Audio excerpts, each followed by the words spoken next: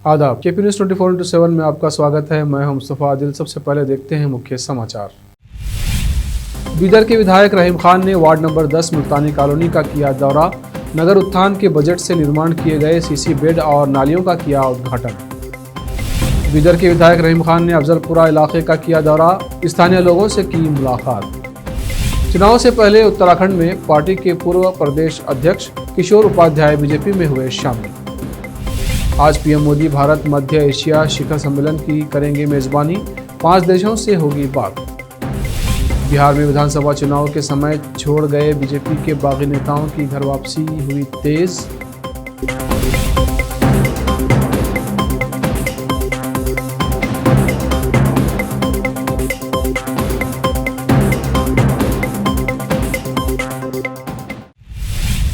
अब समाचार विस्तार से। बीदर के विधायक रहीम खान ने वार्ड नंबर 10 मुल्तानी कॉलोनी का दौरा किया। नगर उत्थान के बजट से निर्माण किए गए सीसी बेड और नालियों के निर्माण के बाद उनका उद्घाटन किया। इस अवसर पर मोहम्मद गौस काउंसलर, पूर्व काउंसलर पासवान और पार्टी कार्यकर्ता उपस्थित रहे। इस अवसर पर रहीम खान ने मुल्तानी कॉलोनी में आज़ाद चौक के करीब मीडिया कर्मियों से बात की। इस वार्ड को रहीम खान ने 80 लाख रुपये बजट दिया है और भी ज़रूरत पड़ी तो देने का उन्होंने वादा किया। ये नगर उत्थान का बजट 2017-18 में पास किया गया है और कोरोना महामारी के कारण ये काम अब किए जा रहे हैं। रहीम खान ने कहा कि काउंसलरों को सिर्फ 5 से 10 लाख का ही बजट मिलता है, इसलिए वो ये काम करा रहे हैं। सभी को आदाब। मैं अभी प्रेजेंट में मुल्तानी कॉलोनी में हूँ। सबसे पहले तो रिपब्लिक डे की मैं सभी बीदर की जनता को मुबारकबाद देना चाहता हूं। सारे नौजवानों को हर वार्ड में विज़िट कर रहा हूं और यहां पे जब गौस साहब काउंसलर थे उन्होंने पेमेंट रखने लगाए थे। बाद में अभी नेक्स्ट यहां पे काउंसलर दूसरे आए हैं। यहां पे हमारे अजहर भाई बोल के मेरे पास 4-5 बार आए, सब आप जो पैसा रखे हैं अभी तक काम नहीं चालू कराए बोल के, तो उन्होंने भी मुझे बहुत प्रेशर करे। लास्ट में मैं बोला उनको तुम ही काम चालू करो बोल के भी बोला। मैं तो पैसा रखा हूँ 80-90 लाख रुपए, काम पेंडिंग हो रहा नहीं वहाँ पे, तुम ही चालू करो बोलो। तो हमारे अजहर भाई क्या बोले, नहीं सर आप ही किसी को बोल के बट काम चलाओ बोल के मुझे बहुत ही प्रेशर करे। उन्होंने और हमारे काउंसलर क्या नाम उनका, अनिल, दोनों मिल के मेरे घर पे आए थे और मेरा भी फंड लगा है। मगर मैं कभी भी रोड बना रहे तो बोरवेल डाल रहे तो आके नहीं ठहरा। मेरा एक ही मकसद रहता था कि वो एरिया में काम होना बोल के।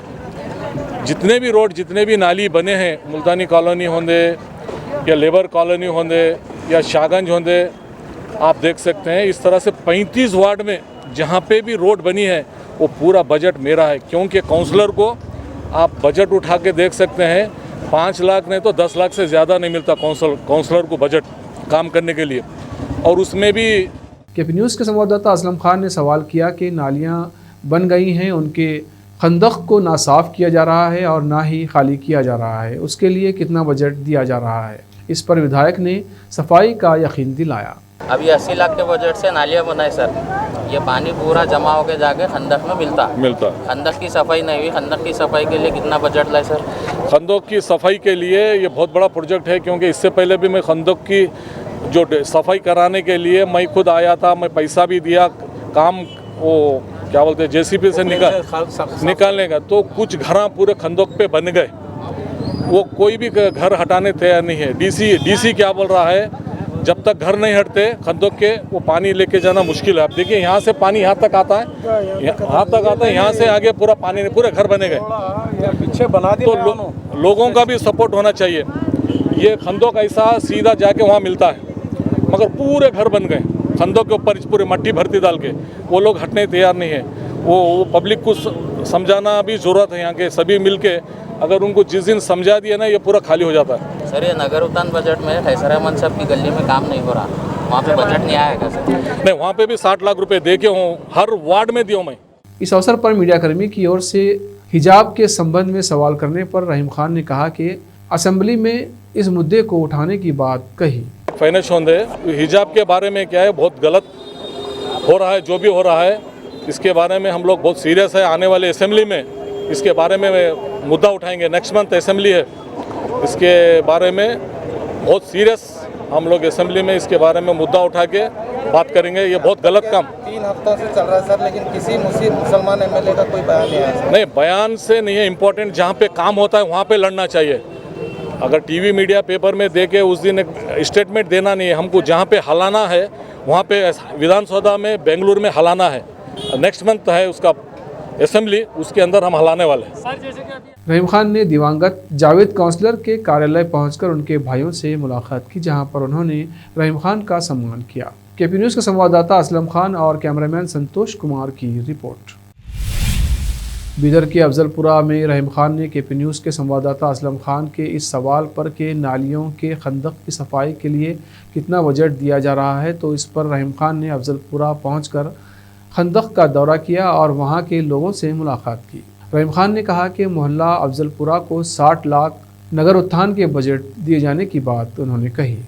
इस अवसर पर स्थानीय काउंसलर अभी काले, मोहल्ला अफजलपुर कमेटी के अध्यक्ष मोहम्मद बशीर खान और निज़ाम पटेल, मोहम्मद मोहसिन, मोहम्मद साजिद सेक्रेटरी के अलावा दूसरे उपस्थित थे। खंदक की सफाई और 24/7 वाटर की समस्या के बारे में लोगों ने बताया। इस पर रहीम खान ने इन समस्याओं को हल करने का यकीन दिलाया। इस अवसर पर रहीम खान ने केपी न्यूज़ से बात की और इस संबंध में विस्तार से बताया। साथ ही मोहम्मद साजिद सेक्रेटरी ने भी केपी न्यूज़ से बात की। केपी न्यूज़ के संवाददाता असलम खान और कैमरामैन संतोष की रिपोर्ट। मैं सभी को आदाब बोलता हूँ और ख़ासकर केपी न्यूज़ के चैनल के पूरे जो जिम्मेदार यहाँ के विज़िट कर रहे, स्पेशली शाहगंज एरिया में। और यहाँ पे एक खंदक है जो मुल्तानी कॉलोनी से होके कैसर रहमान साहब का घर है उसके पीछे से होते हुए ये यहाँ अंबेडकर सर्कल से होते हुए सरस्वती कॉलेज से होते हुए आपके डीसीसी बैंक संघ वहाँ से जाके फिर नीचे आपके रेलवे गेट तक मिलता है इसका। वो रेलवे गेट से आगे मैं 1 करोड़ रुपए दे के उधर आगे तक ये ड्रेन का नई ड्रेन बनाई उधर, बड़ी एकदम बड़ी। ये पुरानी रहने की वजह से यहाँ पे हर बार यहाँ पे प्रॉब्लम हो रहा है, क्योंकि पूरे वो बहुत बड़ा खंदोक ही है, बहुत बड़ा खंदोक भर जा रहा है ये। तो लोगों का बहुत बार इसका कंप्लेंट होके है और 1-2 बार खाली करे, हर्ष गुप्ता के टाइम भी खाली करे थे, पूरा खंदोक ही खाली हुआ था और बीच में भी 2 बार खाली करे उसको। हर साल 2 साल को खाली करते हैं मगर वो सिस्टम से खाली नहीं हो रहा। अभी मैं आके यहाँ पे विज़िट किया हूँ। केपी न्यूज़ वाले इससे 2 बार इसको लोगों के सामने बताए थे कि यहाँ के सब प्रॉब्लम्स है बोल के, फिर तो मैं खुद यहाँ पे विज़िट करना बोल के विज़िट किया हूँ। यहाँ के सभी लोग काउंसलर भी हैं इस एरिया के तो विज़िट किया हूँ यहाँ पे। एक तो पहले यहाँ पे एक पूरा वो जो पुराना डेस्क स्लैब था वो पूरा टूट को अंदर गिर जा रहा है, उसको चेंज करना है डेस्क स्लैब को, क्योंकि गाड़ियाँ वाड़ियाँ अंदर गिरने के चांसेस है। तो इसके लिए मैं जल्द से जल्द एक कमिश्नर और डीसी के साथ मीटिंग करना है, क्योंकि ये बहुत बड़ा प्रोजेक्ट है। ये कम से कम 12 से 15 फीट अंदर एक जो खंदक है 12 से 15 फीट तक अंदर है और 10-12 फीट चौड़ा है। अब ये खंदक को सही बनाने के लिए सीरियस डिस्कस करके इसका काम करना है। इसके लिए मैं जल्द से जल्द कराऊंगा बोल के आप लोगों से बात बोल रहा हूँ। नंबर 11 को हमारे एमएलए साहब विज़िट किए हैं और ये इंस्पेक्शन भी किए हैं इसका खंदक का और बाकी चीज़ें नाली वगैरह का, और उन्होंने जो है सो वादा करके गए हैं कि जल्द से जल्द जो है सो ये काम होगा। और हम भी इंशाल्लाह इनसे उम्मीद रखते हैं कि इस बार उनकी विज़िट जो है सो एक्टिव लग रही और इस बार होगा इंशाल्लाह काम। ये उम्मीद से हम भी 24/7 का वाटर सप्लाई का भी एमएलए साहब उसकी भी बुलाए हैं। उन आने के बाद हम जो है सो उनको भी विज़िट करेंगे और उन्होंने जो बोलते हैं जल्दी होगा बोल के बोल रहे हैं एमएलए साहब, तो इंशाल्लाह वो भी होगा काम, हम ऐसी उम्मीद रखते हैं।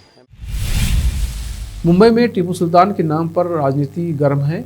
मलाड से कांग्रेस विधायक और कैबिनेट मंत्री असलम शेख ने मालवड़ी के एक उद्यान का नाम टीपू सुल्तान के नाम रखा है, जिसका आज उद्घाटन था। बीजेपी का कहना है कि हिंदुओं का नरसंहार करने वाले का नाम देना गलत है और वो ये किसी भी कीमत पर नहीं होने देंगे। नाराज़ बीजेपी ने मोर्चा निकाला। मलाड पश्चिम में मारवे रोड पर हंगामा टीपू सुल्तान को लेकर हुआ। बीजेपी और बजरंग दल का आरोप है कि कांग्रेस के स्थानीय विधायक और कैबिनेट मंत्री असलम शेख मालवाड़ी में एक उद्यान को टीपू सुल्तान नाम देकर हिंदुओं का अपमान कर रहे हैं। आज आंदोलन की घोषणा की गई थी। हालांकि पुलिस ने मैदान से 1 से 1.5 किलोमीटर दूर ही सभी को रोक दिया। इस दौरान बीजेपी के सांसद गोपाल शेट्टी, विधायक अतुल भातखलकर और मुंबई बीजेपी अध्यक्ष मंगल प्रभात लोढ़ा भी मौजूद थे। बिहार में रेलवे रिक्रूटमेंट बोर्ड की नॉन टेक्निकल पॉपुलर कैटेगरी की परीक्षा के रिजल्ट को लेकर छात्र नाराज हैं। वे बिहार के कई जिलों में आंदोलन कर रहे हैं।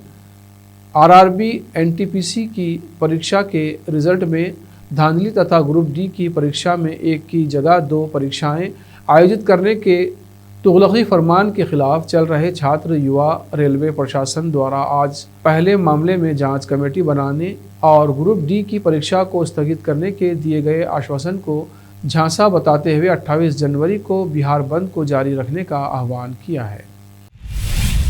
उत्तराखंड विधानसभा चुनाव से पहले नेताओं के एक पार्टी से दूसरी पार्टी जाने का सिलसिला जारी है। 14 फरवरी को होने वाले चुनाव से पहले उत्तराखंड कांग्रेस के पूर्व अध्यक्ष किशोर उपाध्याय गुरुवार को बीजेपी में शामिल हो गए। कहा जा रहा है कि वो बीजेपी उम्मीदवार के तौर पर चुनाव लड़ सकते हैं। कांग्रेस ने पार्टी विरोधी गतिविधियों में शामिल होने के आरोप में उपाध्याय को पार्टी की प्राथमिक सदस्यता से 6 साल के लिए निष्कासित कर दिया था। किशोर उपाध्याय ने बीजेपी में शामिल होने के बाद कहा, मैं उत्तराखंड को आगे ले जाने की भावना के साथ भाजपा में शामिल हुआ हूं।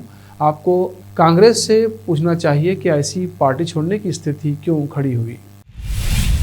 भारत और मध्य एशिया के बीच आज पहला शिखर सम्मेलन होने जा रहा है। वर्चुअल सम्मेलन का मुख्य केंद्र व्यापार व कनेक्टिविटी विकास से जुड़ी साझेदारी और भारत व मध्य एशिया के लोगों के बीच संपर्क को बढ़ावा देना है।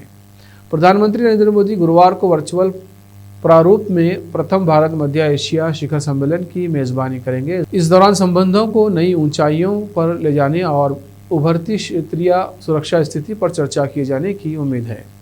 वर्चुअल सम्मेलन में पीएम मोदी 5 देशों के राष्ट्रपतियों से चर्चा करेंगे। इन 5 देशों में कजाकिस्तान के काजियम जोमार्त तोकायोव, उज़्बेकिस्तान के शौकत मिर्ज़ियोयेव, ताजिकिस्तान के इमोमाली रहमान, तुर्कमेनिस्तान के GRD मुहम्मदोव और किर्गिज़ गणराज्य के सदर जापारोव शामिल हैं। उत्तर प्रदेश विधानसभा चुनाव से पहले सरकार और विपक्ष में आरोप प्रत्यारोप का दौर जारी है। समाजवादी पार्टी के सुप्रीमो और राज्य के पूर्व मुख्यमंत्री अखिलेश यादव ने कई मुद्दों को लेकर यूपी की योगी सरकार पर निशाना साधा। उन्होंने मौजूदा समय को आधी कमाई और दुगनी महंगाई का दौर बताया है। उन्होंने कहा कि मौजूदा सरकार लोगों के लिए केवल मुश्किलें और परेशानियां लाई है। सपा सुप्रीमो ने जनता को लिखे खत में कहा, आधी कमाई दुगनी महंगाई के इस दौर में गरीब और शोषित वर्ग की नहीं बल्कि सड़क पर आए मजदूर, कुशल और अर्धकुशल श्रमिक व हुनरमंद कारीगर, पढ़े लिखे बेरोजगार, अर्थव्यवस्था की खस्ता हालात की वजह से नौकरी से निकाले गए लोग, छोटे कारोबारी और किसान सब परेशान हैं। वास्तव में जब से ये सरकार आई है सिर्फ परेशानी और मुश्किलें ही लाई है। अब वक्त है ब्रेक का। ब्रेक के बाद जल्द लौटते हैं। हिंदुस्तान के हर कोने में हम हैं मौजूद। 24 घंटे हालात पर गहरी नजर, खबरों से जुड़े चुपते सवालात और आपको दिखाता है धार्मिक, सामाजिक, राजनीतिक, लोकल और इंटरनेशनल न्यूज की सबसे बेहतर कवरेज जो आपको रखती है हर पल बाखबर। देश और दुनिया भर की खबर के लिए देखते रहें KP news 24/7। Noor education trust Bidar की ओर से चलाए जाने वाला Noor MEd college Bidar, recognized by NCTE Delhi and affiliated to Gulbarga University, Gulbarga. Admission are open for the academic year 2021-22. विशेषज्ञ और सक्षम शिक्षकों द्वारा शिक्षा प्राप्त करने के लिए नूर एमएड कॉलेज में दाखिला लें और शांत वातावरण में शिक्षा प्राप्त करें। बीदर शहर में बेहतर शिक्षा का एकमात्र केंद्र Noor MEd college, Shahpur gate, Bidar. Phone numbers 9945283920, 8482221297।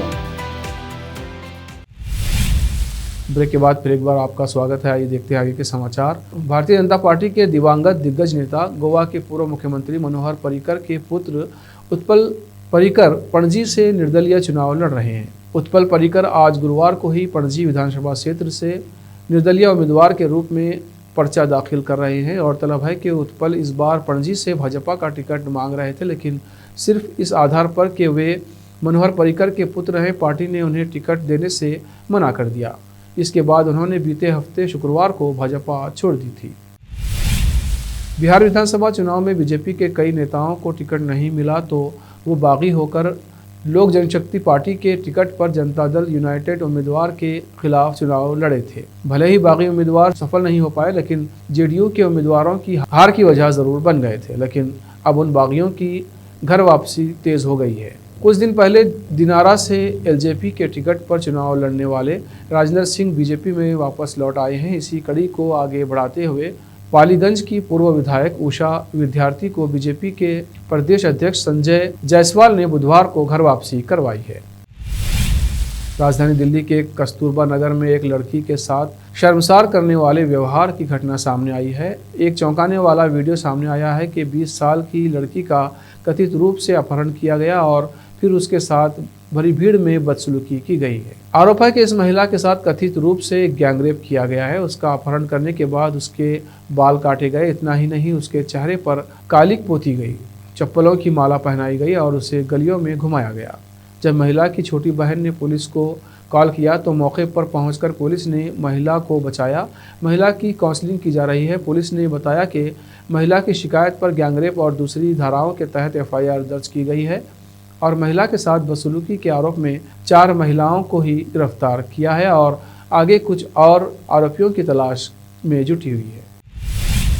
हम आपके हैं कौन फिल्म आज भी ताज़ा फिल्मों की लिस्ट में गिनी जाती है। फिल्म के गाने, डायलॉग और किरदार ने फैंस का दिल जीत लिया था। ये फिल्म साल 1994 में रिलीज़ हुई थी। फिल्म को रिलीज़ हुए 27 साल हो चुके हैं, लेकिन फिल्म आज भी लोगों की फेवरेट लिस्ट में जुड़ी है। इस फिल्म में सलमान खान और माधुरी दीक्षित की केमिस्ट्री ने फैंस का दिल जीत लिया था, लेकिन फिल्म में माधुरी के अलावा रीटा भी थी, जो सलमान खान यानी कि प्रेम की दुल्हनिया बनना चाहती थी। फिल्म में रीटा का किरदार साहिला चड्ढा ने निभाया था। साहिला के क्यूट और फनी किरदार ने फैंस का दिल जीत लिया था। रीटा यानी कि साहिला इस फिल्म में प्रेम यानी कि सलमान खान की बीवी बनना चाहती थी, लेकिन ऐसा ना हो सका। बता दें कि आज साहिला का लुक एकदम बदल गया है। फैंस उनकी आज की तस्वीरें देखकर हैरान रह गए हैं। आखिर में फिर एक बार देखते हैं मुख्य समाचार। बीदर के विधायक रहीम खान ने वार्ड नंबर 10 मुल्तानी कॉलोनी का किया दौरा। नगर उत्थान के बजट से निर्माण किए गए सीसी बेड और नालियों का किया उद्घाटन। बीदर के विधायक रहीम खान ने अफजलपुरा इलाके का किया दौरा। स्थानीय लोगों से की मुलाकात। चुनाव से पहले उत्तराखंड में पार्टी के पूर्व प्रदेश अध्यक्ष किशोर उपाध्याय बीजेपी में हुए शामिल। आज पीएम मोदी भारत मध्य एशिया शिखर सम्मेलन की करेंगे मेजबानी। 5 देशों से होगी बात। बिहार में विधानसभा चुनाव के समय छोड़ गए बीजेपी के बागी नेताओं की घर वापसी हुई तेज।